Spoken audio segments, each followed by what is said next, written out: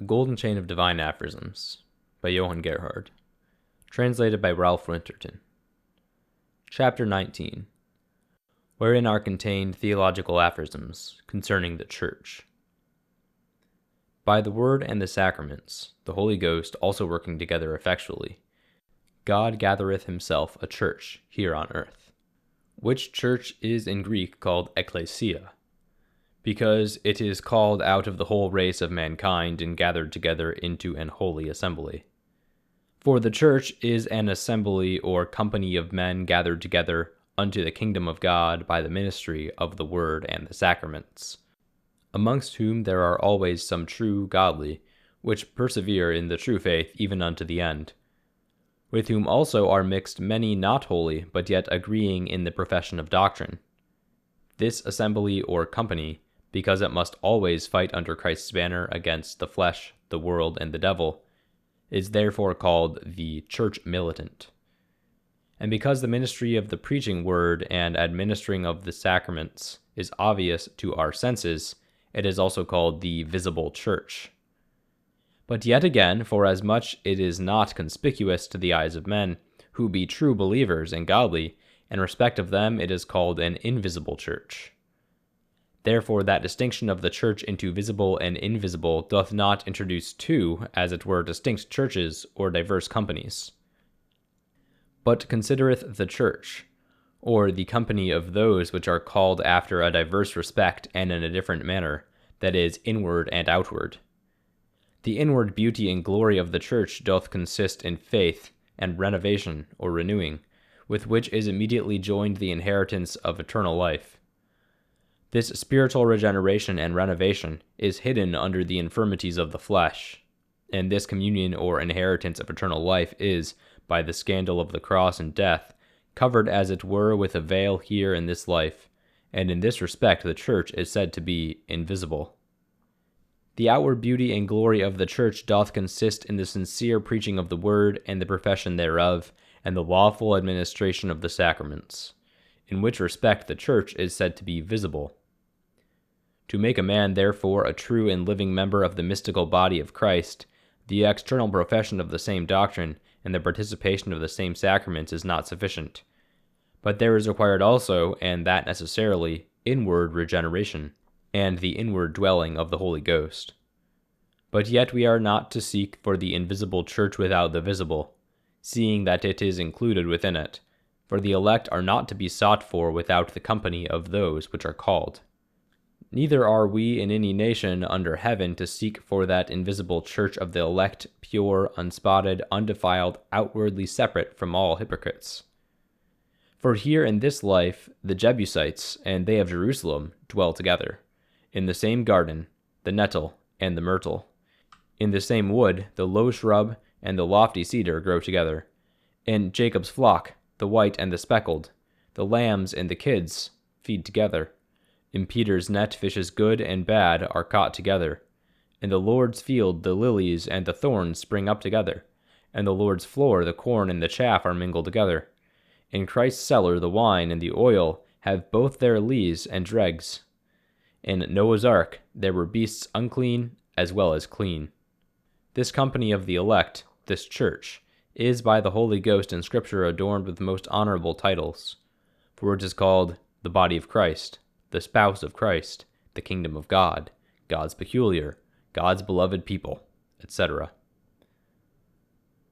But all these titles and appellations are to be understood by a synecdoche, as not belonging to all in the church, for they are attributed unto the church for the truly regenerate and elect's sake, which are in and of the church. For there is a manifest and evident difference between the truly regenerate and the hypocrites, which are only joined unto the church in an outward profession. The truly regenerate are true and living members of the church, because from Christ their head they draw both spirit and life. The hypocrites are but rotten and dead members. Those belong unto the church internally, these only externally. Those in heart, these only in outward show. Those in deed, these in thought only. Those in the judgment of God, these only in the judgment of men. Those as true and sound parts of the body, these as scabs and ill humors. Those, to speak properly, are of the church. These are only in the church. The church in the creed is called one, holy, Catholic, and apostolic. It is called one for the unity of the Spirit, which the apostle expounds. There is one body and one Spirit, even as ye are called in one hope of your calling. One Lord, one faith, one baptism, one God and Father of all, who is above all and through all and in you all. It is called holy because it is sanctified of Christ, by the Spirit and the Word, which sanctity or holiness consists in this life in the imputation of Christ's sanctity, and the study of true sanctity, but at length it shall be made perfect and absolute in the life to come. It is called Catholic in respect of the Catholic faith, which is to be estimated by the common consent of all the godly, and their agreement in the true doctrine, at all times and in all places, whether they lived in former ages, or whether they be at this day yet living. But it is necessary that this consent be grounded on the Catholic writings of the prophets and apostles, which are the only foundation of the Church. It is called apostolic in respect of the doctrine of the apostles, because it began in the New Testament to be propagated by the apostles, which taught none other things than those which the prophets and Moses did say should come, and because it is yet at this day gathered together by the doctrine of the apostles sounding in the Scriptures. From whence it may be easily gathered what are the true characters and signs of the true Church, to wit, the pure preaching of the Word and the lawful administration of the sacraments. For seeing that the Church is nothing else but a company of such as profess the true doctrine of Christ publicly, and use the sacraments lawfully, and there is no surer note of a thing than its form. Therefore, we conclude that these and no other are the true, proper, and genuine characters, tokens, and cognizances of the Church. If there be assigned any other, as the Catholic name, antiquity, duration, amplitude, succession of bishops, temporal felicity, etc., I say, these are common to the other societies and companies as well as to the Church. Neither are they of any force to prove a true Church, unless they exactly agree and are joined with the other notes before mentioned by us. Wherefore we thought good to note the words of Stapleton, even as, saith he, little children do distinguish a man from a beast by the external lineaments of body and outward figure of a man, because they are led only by their sense, and those which are of riper years and have the use of reason, but yet are rude and unlearned, do it by operations of life and functions which are only proper to a man, as to speak like a man, to walk like a man, etc. But they which are wise and prudent, whose judgment pierceth deeper, do it by prudence and understanding, and other endowments which are proper unto man, after a far more excellent manner. So the Church of Christ is by those that are wise and spiritual, such as are the teachers and pastors of the Church, known by the sound doctrine and the right use of the sacraments. But as for those which are unlearned, weak, and little in faith, who are not able to judge of the doctrine itself considered in its causes, principles, and means, as also those which are without faith, who know little or nothing of the Church, they judge only by the outward face and appearance, and by the multitude of the people which believe, and their pastors. This similitude or comparison of Stapleton's we thought worthy to be noted, for from hence it may be concluded that our notes of the true Church are proper, genuine, and well-beseeming spiritual men, but theirs are doubtful and uncertain. The outward show and face of the Church, shadowed out by lineaments, we willingly grant unto them, but as for the soul thereof, that must they leave unto us. Hither belongeth that which Bellarmine himself openly confesseth, that by these notes and marks by him assigned, it is not provided evidently to be true, that the Church of Rome is the true Church of God, but yet it is made evidently credible. Furthermore, seeing that the gospel is not preached, nor the sacraments administered with like sincerity in all particular churches, but the leaven of human traditions and inventions is mixed with the pure mass of God's word. Therefore, in this respect and in this sense, the Church is said to be more pure and more impure, comparing one with another.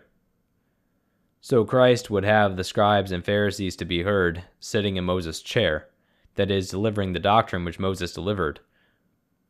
But, withal, he gives an item, to beware of the leaven of the Pharisees, that is, their false doctrine. God can even by a corrupt minister beget spiritual children unto himself. The ears of the hearers are many times more pure than the lips of the teachers. So the Popish Church is not a true and pure church, but yet in former ages under Popery did God gather, and even at this day still doth gather unto himself a church. Our churches are gone out of the Romish Babylon according to God's command. They have taken forth the precious from the vile. They have accepted and still do profess and maintain the writings of the prophets and apostles, and the doctrine which is conformable and agreeable unto them, separating them from the leaven of human traditions. Can anyone then deny that our church is apostolic? Such as the doctrine is, such is the church. The doctrine is apostolic, therefore our church is also apostolic. Let them therefore either convince us out of the writings of the prophets and apostles to have departed from the doctrine of the prophets and apostles, or let them not deny unto us the name of Catholic and Apostolic Church. And here we have it accurately to be observed what the Acts of the Diet of Augsburg in the year 1530 do witness, how that the chiefest of our adversaries there confessed that the confession of our faith could not be refuted out of Scripture. Hither will we add out of St. Augustine, that in the Scriptures we have learned Christ, in the Scriptures we have learned the Church. And why, then, do we not in them retain both Christ and the Church? And again, we have another saying out of St. Augustine, which makes against them. Between us, saith he, and the Donatists, the Romanists, the question is, where the Church is. What then shall we do? Shall we seek it out in our own words, or in the words of our Lord, which is the head of the Church? In my judgment, we ought rather to seek it in his words, who is truth itself, and best knows his own body. And further, we urge upon them that exclusive particle of St. Chrysostom. They which would know which is the true Church of Christ can know by no other means but only by the Scriptures. The Word of God, which this day is not extant but in the writings of the prophets and apostles, is the seed, the foundation, and as it were the soul of the Church. If the Church departeth from the track thereof, it departeth into error, and that so much the more grievous, by how much the more remote and distant from the sincerity of the Word. From whence it may be easily gathered what we are to determine concerning that question, whether the Church can err or not. For we are to distinguish between the Catholic Church and particular churches. Again, we are to distinguish between errors overthrowing the foundation and stubble built upon the foundation. And again, we are to distinguish between the visible church and the invisible. The Romanists, after long and tedious disputation about the infallible judgment of the Church, bring us at length to the Pope alone. The infallibility, saith Bellarmine, is not in the assembly of the councillors, or in the council of the bishops, but in the Pope alone. The faithful people err not, as long as they follow their pastors. The pastors err not, as long as they follow their bishops. The bishops err not, as long as they follow the Pope. Therefore, according to them, the immunity of the Church from error descendeth from the Pope alone.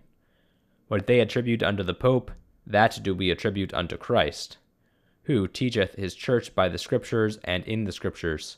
The Church doth not err as far forth and as long as it follows the voice of Christ, and is ruled by the Holy Ghost. To conclude, to this end doth God gather himself a Church, that he may have an assembly or company to acknowledge, to praise, and to glorify him aright, both in this life and in the life to come. The militant Church here on earth is the seminary of the Church triumphant in heaven, unto which Christ brings us, who is the head of the Church, to whom be glory forever and ever. Amen.